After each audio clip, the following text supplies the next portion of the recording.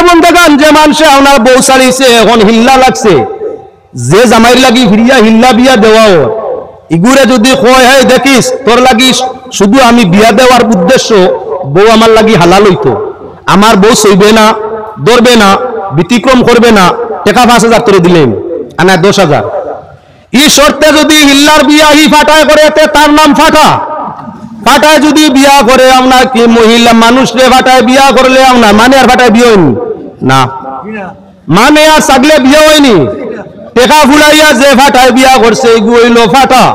আপনার ফাটার লগে কোনো অবস্থায় মা বোনের বিয়া হয় না কথার লাগি এখন আপনার ই হিল্লায় বিয়া হালাল হইছে না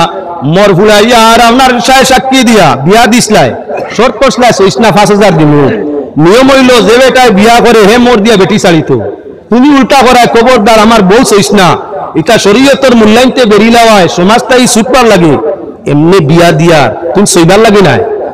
মোরও দেওয়া লাগতো না তোরে আরো এক্সট্রা 5,000 দিব